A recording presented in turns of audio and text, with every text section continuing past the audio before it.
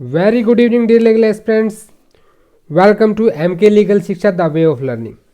Dear legal aspirants, Indian evidence act की series में ये हमारा लेक्चर नंबर 17 है. 16 लेक्चर्स अब तक हमारे कवर हो चुके हैं और आज हमारा जो पार्ट 1 है, part 1 of Indian evidence act, यानी कि जो रिलीवेंसी से डील करता है सेक्शन 1 से लेके 55 तक, ये आज कवर हो जाएगा. आज बात करने वाले हैं सेक्शन 52 से 55 तक रिलीवेंसी ऑफ द कैरेक्टर की. कैरेक्टर व्हेन रिलीवेंट, कब किसी का कैरेक्टर जो है रिलीवेंट हो सकता है. कैरेक्टर की रिलीवेंसी देखिए अपने आप में, सबसे पहले you must understand what is character. Character की रिलीवेंसी सिविल केस में क्या होगी, क्रिमिनल केस में क्या होगी, या दोनों में सेम रहेगी कि अलग रहेगी, इस रिलीवेंसी को आज हम डील करने वाले हैं. कुछ ऐसे स्पेसिफिक टॉपिक हैं जो सिर्फ सिविल से डील करते हैं और कुछ क्रिमिनल से. सो वीडियो को लास्ट तक जरूर देख. सेक्शन 52 से 55 तक आज हम पोस्टमार्टम करने वाले हैं इंडियन एविडेंस एक्ट 1872 में. कैरेक्टर व्हेन रिलीवेंट, कभी कभी इसके ऊपर मेंस में क्वेश्चन बन जाता है, write a short note on the character, the relevancy of the character. ठीक है, एविडेंस एक्ट में कैरेक्टर रिलीवेंसी को आज समझना है. देखिए एक बार सिंपल सभी सेक्शंस को देख लेते हैं. 52 कहता है कि when cases civil case, when civil cases character to prove conduct imputed irrelevant, यानी कि सिविल केस में कैरेक्टर को इररिलेवेंट बताता है सेक्शन 52. 52 को पढ़ना चाहिए 55 के साथ में. कैरेक्टर एज अफेक्टिंग डैमेजेस, ये भी आपका सिविल नेचर का है. 53 कहता है इन criminal cases previous good character relevant.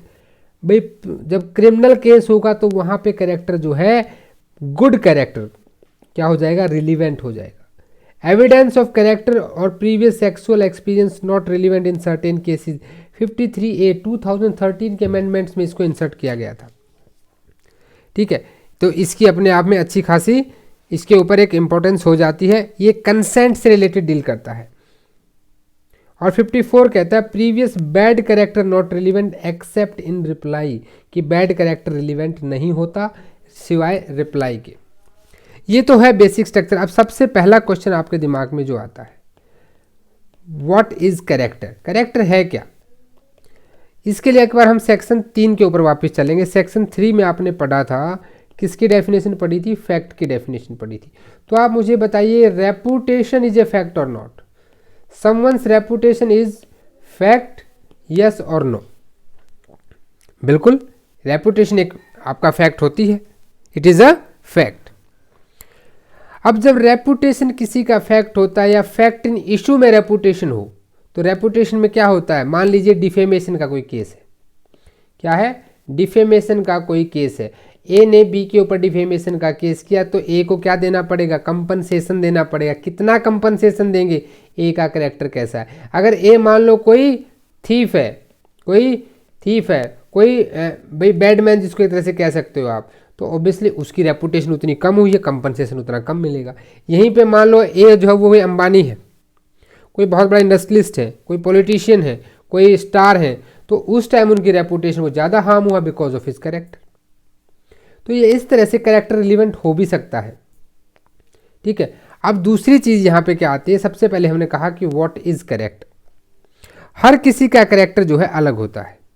Good character भी हो सकता है और बैड कैरेक्टर भी हो सकता है. कैरेक्टर को दो चीज़ों में डिवाइड किया जा सकता है, एक होता है गुड अच्छे आदमी, एक बुरे आदमी बैड कैरेक्टर. दो तरह का कैरेक्टर होता है. ठीक है, अब कैरेक्टर है क्या. कैरेक्टर जो है यहाँ पे आपका, ये कुछ क्वालिटीज होती हैं जो किसी भी इंडिविजुअल की, जो उसे दूसरे लोगों से डिफरेंट बनाती हैं.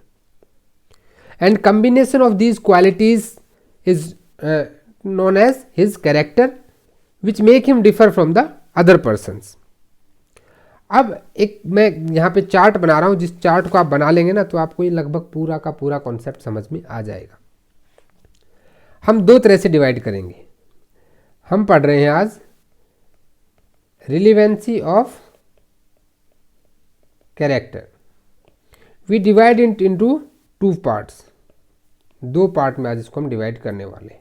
हम इसे डील कहाँ से कहाँ करते हैं, 52 से लेके 55 तक ऑफ इंडियन एविडेंस एक्ट. और इस पे एक चीज़ और ध्यान रखना हमें, इसका हम लिंकिंग भी करेंगे। पहले आप एक बार इसको समझ लीजिए। 2 केसेज मैंने इसको डिवाइड कर दिया, एक को मैंने कह दिया सिविल केस, जितने आपके सिविल केसेज होते हैं, और दूसरे आपके होते हैं क्रिमिनल केसेज। CR मतलब क्रिमिनल। शॉर्ट फॉर्म्स को समझिए। तो अभी बेयर एक्ट नहीं खोलना है, अभी सिर्फ सुनिए ध्यान से, और इस चार्ट को एक पेपर पे बना के ना, जैसा मैं आपको पहले कहता हूँ कि A4 पेपर को हाफ कट कर लें और यहाँ पे इसको बना लें। अपने बेयर एक्ट में इस पेपर को यहाँ सेलो टेप से चिपका दें, जहाँ भी आपका रिलेवेंसी ऑफ कैरेक्टर स्टार्ट होता है आपके बेयर एक्ट में। सिविल केस में अगर मैं बात करूँ तो एक ही सेक्शन आपका आता है 52। 52 में जो है ये रिलेवेंट हो जाता है character, but not general. General rule क्या है यहाँ पे? जनरल रूल ये है कि कैरेक्टर जो है इज नॉट रिलेवेंट। क्या है? Not relevant. कैरेक्टर यहाँ पे रिलेवेंट नहीं होगा। ये आपका एक जनरल रूल है अंडर सेक्शन 52। बट इसकी एक्सेप्शंस हैं। क्या है? एक्सेप्शन है 2। कौन कौन सी एक्सेप्शन है? पहली एक्सेप्शन है character otherwise relevant.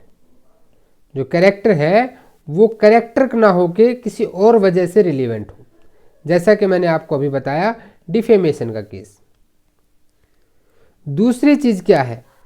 Character affecting damages. Character affecting the damages, यानी कि सेक्शन 55। सेक्शन 55 आपका। तो ये तो हो गया आपका किसमें? सिविल केस में। 2 एक्सेप्शन होगी। 52 और 55 दोनों के दोनों जो है किससे डील करते हैं? 55 है ये दोनों के दोनों आपके सिविल केस से डील करते हैं। आप क्रिमिनल प्रोसीडिंग पे आ जाते हैं, तो जो बच गया वो क्रिमिनल प्रोसीडिंग से डील करता है, जैसे कि आपका सेक्शन 53, 53A और 54। 53A जो है ये स्पेशली कंसेंट से रिलेटेड बात करता है। 53 कह रहा है कि good character, good character it is relevant. 53 ये कहता है कि यहां पे क्या रिलीवेंट होगा? Not relevant. और 54 में भी आपका जो है बैड कैरेक्टर है, बैड कैरेक्टर नॉट रिलीवेंट। इस चार्ट को थोड़ा सा अच्छे से बना लीजिएगा। अब 54 की भी 2 एक्सेप्शन है। 2 एक्सेप्शन 54 की क्या है? अब वो एक्सेप्शन यहाँ भी लिख लेना। 54 के साथ 2 एक्सेप्शन आप यहाँ पे लिख लेना। पहली है टू रिबट सेक्शन 53। जब आपने 53 में गुड कैरेक्टर का कहीं पे क्या दिया है? एविडेंस दिया है, तो रिलेवेंट तो होगा वो 53 के हिसाब से, बट उसको रिबट करने के लिए आपने कहा कि जी बहुत अच्छा आदमी है, एक्यूज जो है बहुत ही अच्छा है, इसका कैरेक्टर बहुत अच्छा है और बहुत सील स्वभाव का आदमी है। फिर अपोजिट पार्टी वहां पे क्या करेगी? प्रोसिक्यूशन ने कहा कि नहीं जी झूठ बोल रहे हैं, ये तो बहुत ही चोर है, निहायत ही बदमाश आदमी है।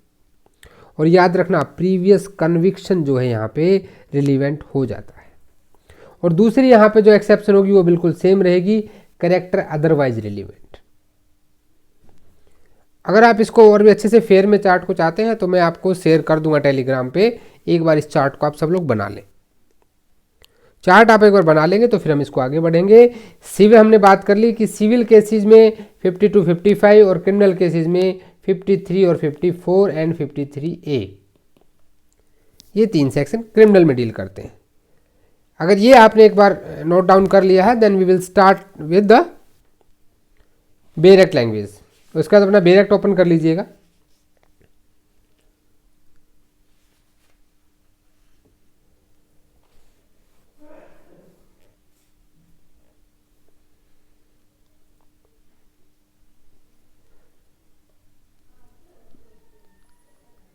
चलिए बेयर एक्ट में सबसे पहले सेक्शन 52 को पढ़ते हैं।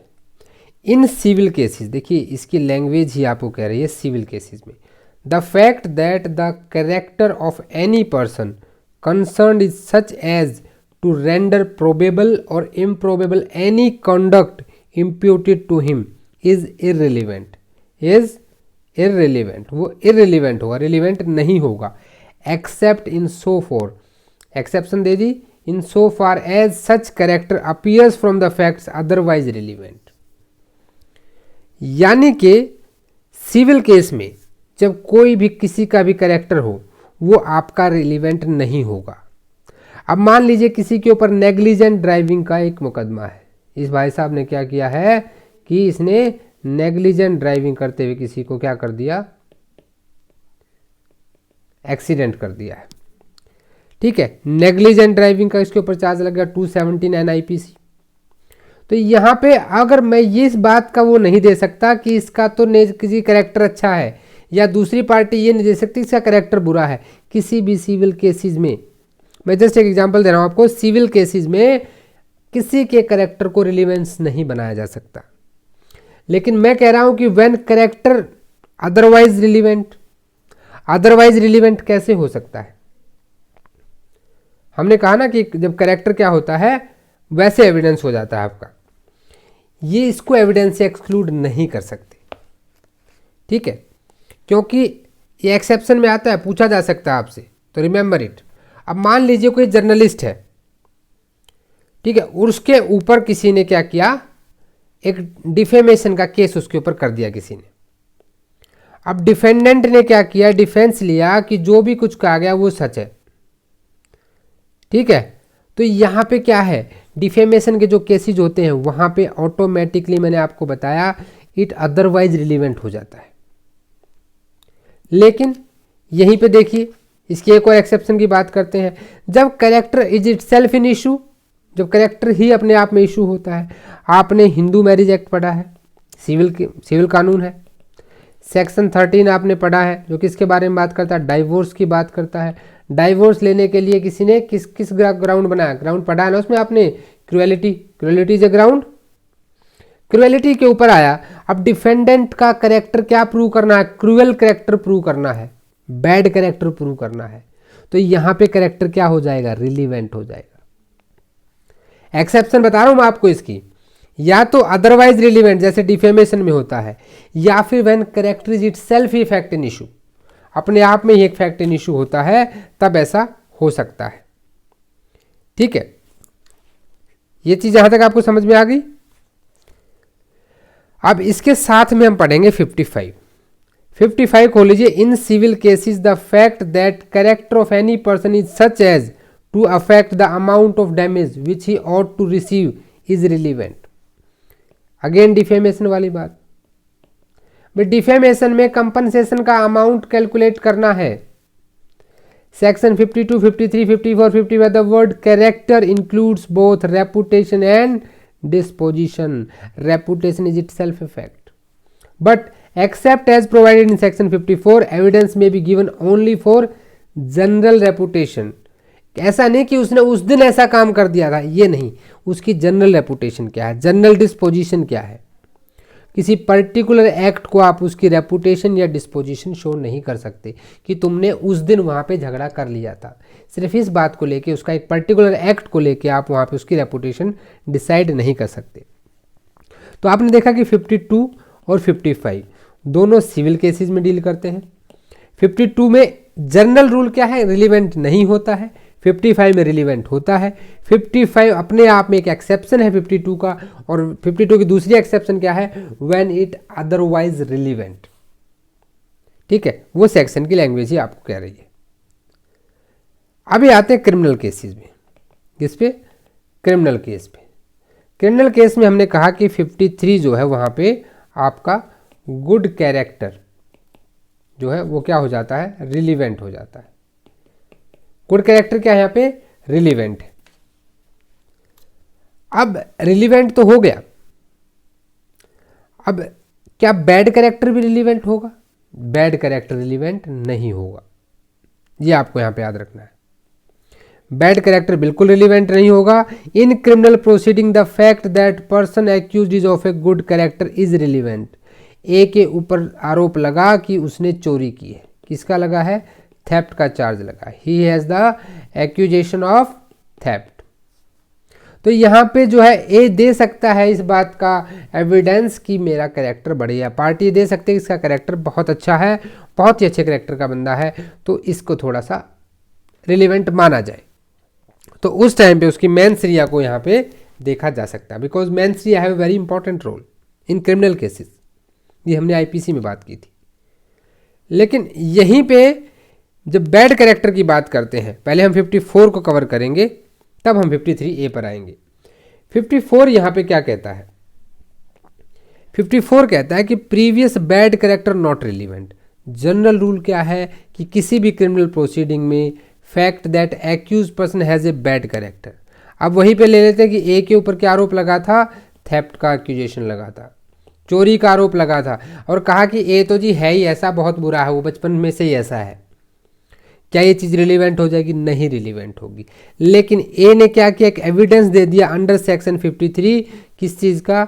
गुड कैरेक्टर का। अब वो तो रिलीवेंट है, लीगल रिलीवेंसी है।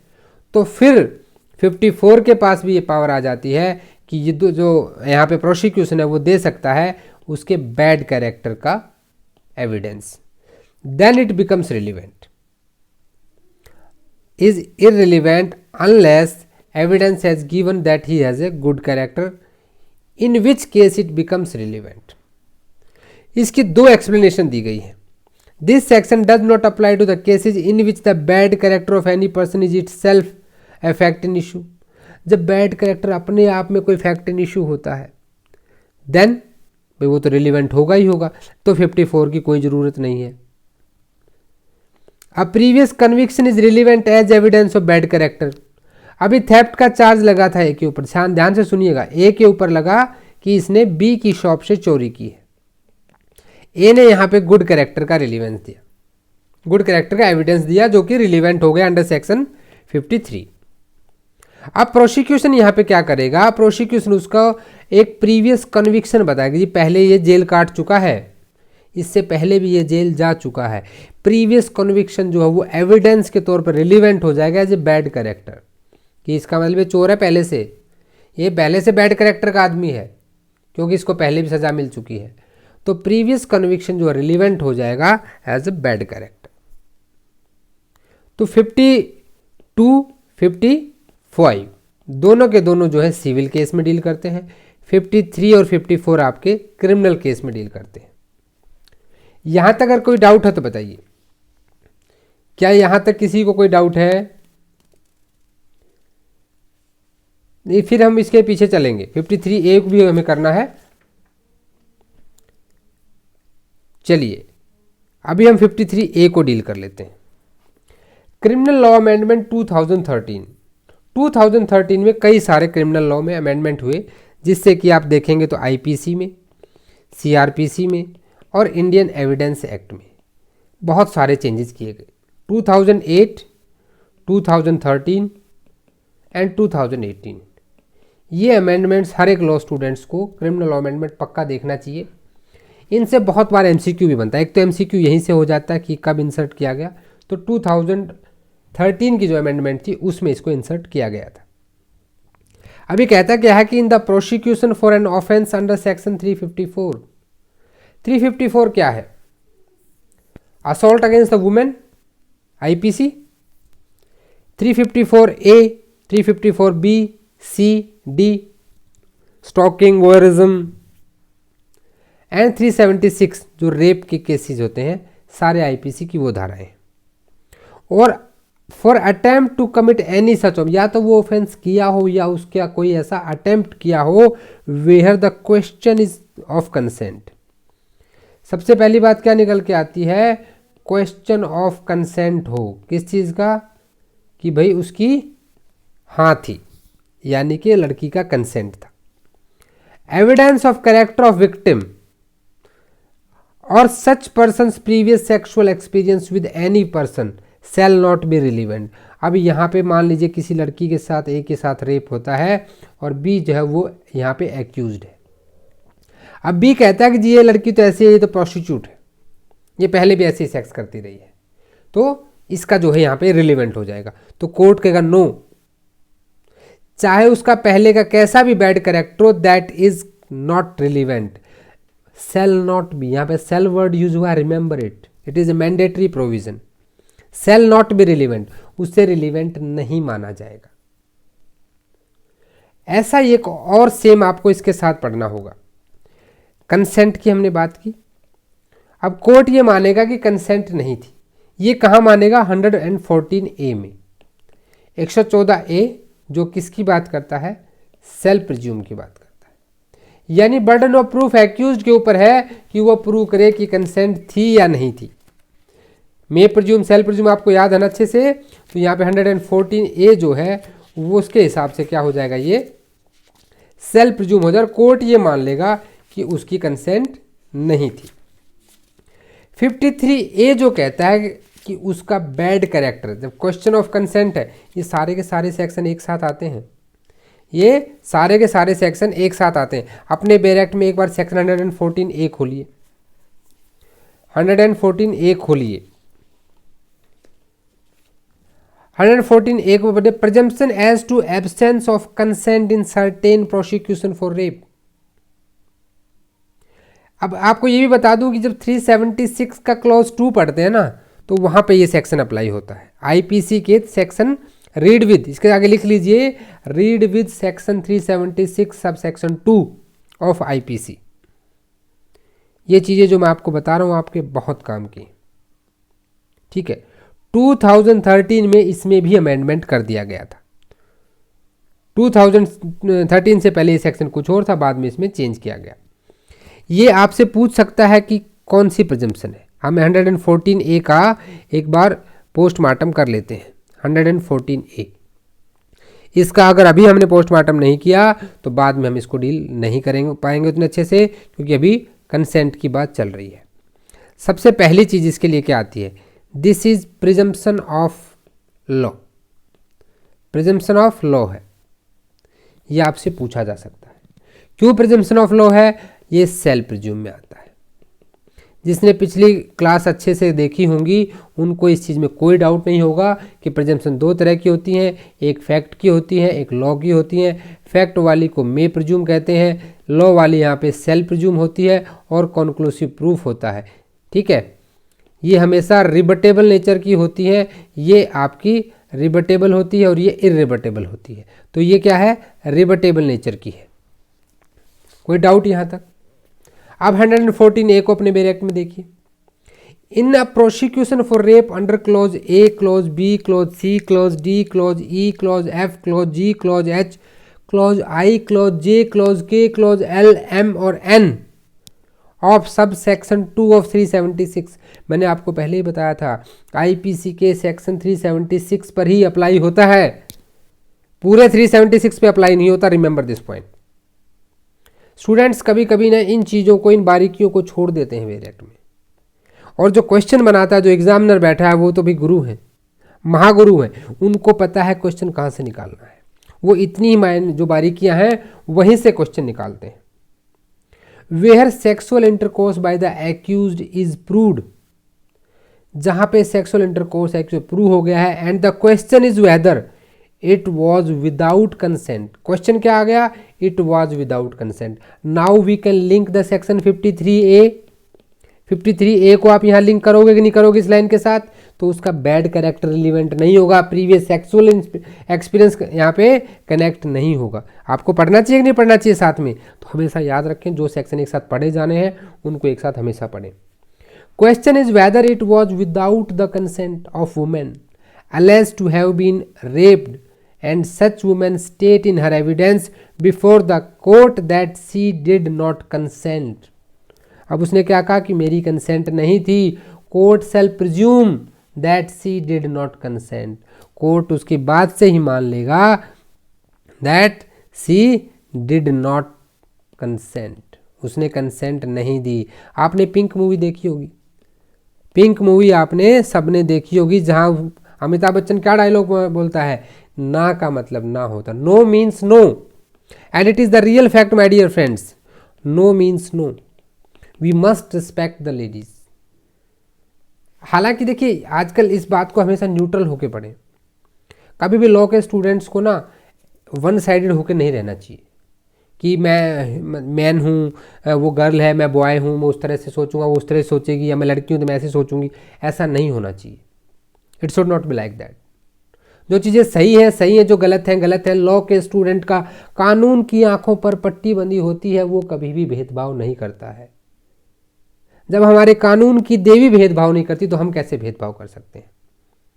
And there must be more and more serious punishments for the, I should say कि heinous punishment must be there for the rapists। Nirbhaya वाले केस में बहुत बड़ा एग्जाम्पल सेट किया, बट फिर भी देखिए ह्यूमंस के साथ ना एक, जब आप पॉलिटी पढ़ते हैं तो थोड़ा सा डिस्कस, हालांकि हमारा ये टॉपिक नहीं है, ह्यूमंस में एक बहुत बड़ी प्रॉब्लम होती है। आप अगर उसको बाउंड्री लेस कर दो, उसके ऊपर रूल मत लगाओ, कोई लॉ मत, कानून होगा ही नहीं, तो या तो ह्यूमैनिटी से बहुत ऊपर चला जाएगा, बहुत नीचे चला जाएगा। बहुत ऊपर तो जाएगा तो मोक्ष मिल जाएगा, तो ऊपर जाने के ह्यूमंस के बहुत कम चांसेस हैं। ह्यूमैनिटी बहुत नीचे चली जाती है, ह्यूमैनिटी से नीचे चला जाता है, मानवता से भी नीचे चला जाता है। बहुत सारी कंट्रीज जहाँ आप देख सकते हैं जहाँ पे लॉ एंड ऑर्डर अच्छे से नहीं है, वहाँ पे क्या हालत है, आप अच्छे से इन चीज़ों को देख सकते हैं। चलिए 114 ये आपको क्लियर हो गया। इसके साथ साथ अब 114 पे आ ही गए हो तो एक केस लॉ लिखो, व्हाइट पेपर निकालो एक, जैसा मैं आपको बताता हूँ वैसा एक व्हाइट पेपर या स्टिक नोट्स यहाँ पे लगाएं और वहाँ पे केस लिखें, Tukaram versus state of Maharashtra 1978।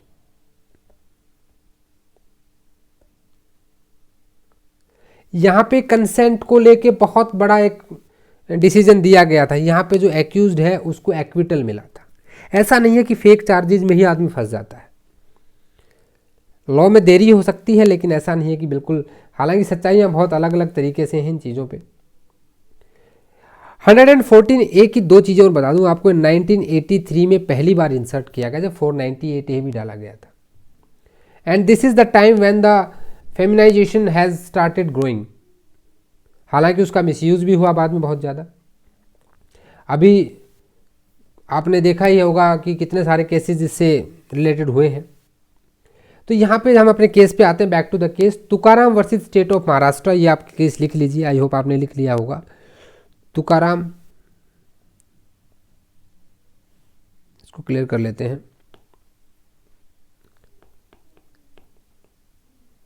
Tukaram versus state of Maharashtra 1978 का एक्यूज टू एक्विटल क्यों मिला? क्योंकि देखो, एक तो विक्टिम ने शोर नहीं मचाया था, विक्टिम की बॉडी पर कोई भी विजिबल मार्क्स नहीं थे, तो बाकी जितने सर्कमस्टांशियल एविडेंस थे, एक वर्ड यूज होता है सर्कमस्टांशियल एविडेंस।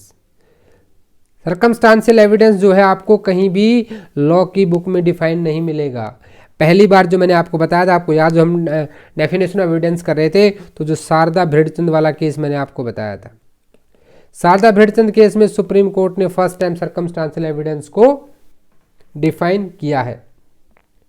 तो कोर्ट ने यहां पे माना गया था कि कंसेंट नहीं थी, लेकिन बाद में इसी को ओवर रूल किया सुप्रीम कोर्ट ने, और सुप्रीम कोर्ट ने कहा कि many time it happens that women can not make noise, शोर नहीं मचा पाती हैं, चिल्ला नहीं पाती हैं, बहुत सारे ऐसे हालात हो जाते हैं। तो सिर्फ इस बात को कि उसने शोर नहीं मचाया या उसकी बॉडी पे स्क्रैच नहीं थे, ये नहीं माना जा सकता कि कंसेंट नहीं थी। ये डिसीजन बाद में खुद सुप्रीम कोर्ट ने कई सारे केसेस में पलटा है। ठीक है, इसको मथुरा रेप केस के नाम से जाना जाता है। मथुरा एक्चुअली लड़की का नाम था, मथुरा सिटी से इसको कंपेयर ना करें। तो यहां तक कोई डाउट? जब कंसेंट की बात आती है तो कंसेंट आप कहाँ पढ़ेंगे, इसके साथ लिखिए, रीड विद 53A तो पढ़ना ही है, इसके साथ में आपको 114A पढ़ना है, और साथ साथ में IPC का 375 और 376 भी पढ़ें, खासकर 376 सबसेक्शन 2। इन सबको एक बंच बनाकर पढ़ेंगे ना तो आपको बहुत बेनिफिट मिलेगा। ठीक है, आज की क्लास बहुत ज़्यादा लंबी हम नहीं करेंगे। तो आज की क्लास में आपने जाना कि 52 और 55 ये दोनों सिविल केस से डील करते हैं, और सिविल केसेस में रिलीवेंट नहीं होता है। 55 में रिलीवेंट होता है जब डैमेजेस कैलकुलेट करने होते हैं, जब अपने आप में फैक्ट एंड इशू होता है करेक्टर, तब रिलीवेंट होता है। 53 में गुड करेक्टर रिलीवेंट होता है। 54 में जो है आपका बैड कैरेक्टर जनरली रिलीवेंट नहीं होता है, बट टू रिबट 53 या फिर जहाँ पे वो अदरवाइज रिलीवेंट है तो रिलीवेंट हो जाता है। 53A 2013 अमेंडमेंट में ऐड किया गया और कंसेंट की बात करता है। जब कंसेंट का कोई क्वेश्चन होता है वहाँ पे उसका प्रीवियसली बैड कैरेक्टर या सेक्सुअल एक्सपीरियंस रिलीवेंट नहीं होता है। ठीक है, तो यहाँ तक कोई भी डाउट आपको? अगर कोई डाउट नहीं है तो बड़ा अच्छा है। अगर किसी तरह के डाउट्स हैं तो प्लीज़ मुझे कमेंट कीजिएगा। आज हमने अपने रिलीवेंसी के चैप्टर को ख़त्म कर लिया है। रिलीवेंसी के चैप्टर को ख़त्म कर लिया है। पार्ट 1 आज कंप्लीट हो गया है। हमारे पास अब आता है पार्ट 2 और पार्ट 3। पार्ट 1 कहाँ से कहाँ? 1 से 55 तक। पार्ट 2 आपका कहाँ से कहाँ आता है? ये आता है 56 से लेके 100 तक, और 101 से लेकर के आपका 167 तक पार्ट 3 आता है। लेकिन हम इसको आगे से ऐसे डील नहीं करेंगे। रिलीवेंसी पहले मैं आपको इसलिए पढ़ाना चाहता था क्योंकि सबसे पहले जब एविडेंस देना होता है कोर्ट में, first you have to prove relevancy, then you have to prove admissibility. Appreciation of evidence हमारा स्टार्ट होगा, लेकिन कल से हम स्टार्ट करेंगे कि ऐसे facts which need not to prove and about the oral evidence. Oral evidence में 59 और 60 को कवर करने के बाद हम सीधे बर्डन ऑफ प्रूफ पे जाएंगे। इस पे जाएंगे, बर्डन ऑफ प्रूफ को कवर करेंगे और बाद में विटनेस एग्जामिनेशन, और उसके बाद लास्ट में हम डॉक्यूमेंट्री एविडेंस पे वापस आएंगे। आई होप आपको चीज़ें अच्छे से क्लियर हुई होंगी अभी तक। अगर वीडियो आपको सच में अच्छा लगा है तो वीडियो को लाइक कर दें। चैनल को सब्सक्राइब नहीं किया तो सब्सक्राइब कर लें और अपने दोस्तों को भी सब्सक्राइब करने के लिए बोलें। आप मुझे मेल कर सकते हैं, आप टेलीग्राम चैनल को भी ज्वाइन कर लें। और यार आप कमेंट नहीं करते हैं, तो अगर आपकी कमेंट नहीं आती हैं तो मुझे लगता है कि ये पता नहीं लग पाता है कि वीडियो में एक्चुअल में कहाँ पे इम्प्रूवमेंट चाहिए, या फिर कि वीडियोस कैसे बन रहे हैं, आप लोगों को पसंद आ रहे हैं कि नहीं आ रहे हैं, आप लोगों तक मेरी बात पहुँच रही है कि नहीं पहुँच रही है। तो प्लीज़ कमेंट जरूर किया करें। बाकी आप प्लेलिस्ट में जाके मैं एक PDF शेयर कर दूंगा जिसमें रिलीवेंसी के सारे जो वीडियोज़ हैं वो आपको मिल जाएंगे। टोटल के टोटल लेक्चर्स जो होते 17 लेक्चर्स आपको वहाँ अवेलेबल हो जाएंगे और आप रिलीवेंसी को अच्छे से डील कर सकते हैं। ठीक है, कमिंग संडे को मैं एक पोल क्रिएट करूँगा। अगर आप 100 कैंडिडेट्स रेडी होते हैं, नियर अबाउट 100 कैंडिडेट्स, तो हम जूम के ऊपर एक लाइव सेशन करेंगे। अब तक जो हमने पढ़ा है उसको लेकर। ठीक है, मैं पोल क्रिएट कर दूंगा टेलीग्राम में। अगर आप सही में सब ज्वाइन करना चाहते हैं तो please most welcome on the Sunday. Timing उसी में डिसाइड कर लेंगे, जो टाइमिंग आप सब कमेंट करेंगे वही टाइमिंग पर रखा जाएगा। तो मिलते हैं कल शाम को एक नए वीडियो के साथ और अपने एविडेंस एक्ट को आगे बढ़ाते हैं। तब तक के लिए जय हिंद, जय भारत।